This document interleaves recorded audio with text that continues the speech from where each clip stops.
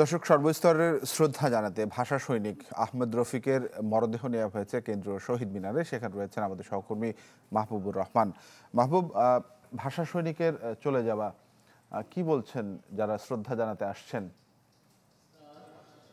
আহমেদ রফিকের মরদেহ নিয়ে বার্ডিং হসপিটালে যাব। আপনাদের প্রতি আমি বুঝি নির্মাণের শিল্প, সালাম স্টিল বোঝে durability. Salam steel, most durable steel. Tanvir, আসলে এই কেন্দ্রীয় শহীদ মিনারে বেলা 11টার দিকে তার যে মরদেহ ভাষা সৈনিক আহমেদ রফিকের যে মরদেহ সেটি শহীদ মিনারে নেওয়া হয় সর্বস্তরের মানুষের শ্রদ্ধা জ্ঞাপনের জন্য।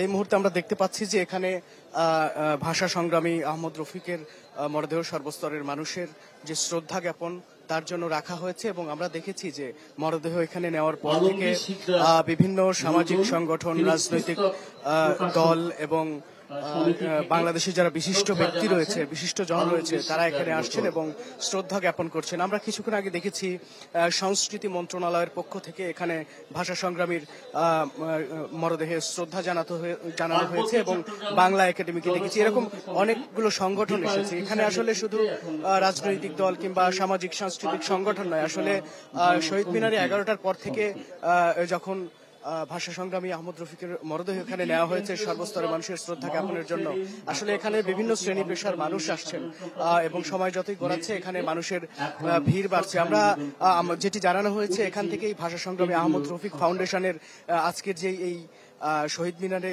যেই শ্রদ্ধা জ্ঞাপনের জন্য যে আয়োজন, তারা আসলে যেটি বলেছে বেলা 1টা পর্যন্ত, দুপুর 1টা পর্যন্ত আসলে এখানে তার মরদেহে শ্রদ্ধা জানানোর জন্য আসলে ঢাকা শহরের বিভিন্ন জায়গা থেকে মানুষজন আর কি এখানে আসবেন এবং শ্রদ্ধা জানাবেন। তানভীর, আমরা জানি যে এখানে মরদেহ নিয়ে আসার পর আসলে একটি আবেগঘন পরিস্থিতি তৈরি হয় এবং বাংলাদেশের বিশিষ্ট জনদের আমরা এখানে দেখেছি, তারা এখানে আসছেন, শ্রদ্ধা জানাচ্ছেন। এখানে আসলে দুপুর 1টা পর্যন্ত এখানে শ্রদ্ধা জ্ঞাপন করা হবে এবং তারপর তার যে মরদেহ সেটি নিয়ে যাওয়া হবে যেখানে আসলে চিকিৎসা শাস্ত্রে গবেষণার জন্য তিনি তার দেহটি দান করেছেন।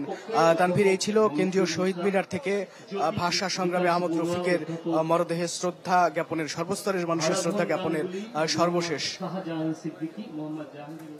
জি মাহবুব, ধন্যবাদ আপনাকে আমাদের সঙ্গে যুক্ত হওয়ার জন্য। মাহবুবুর রহমান কেন্দ্রীয় শহীদ মিনার থেকে জানাচ্ছিলেন।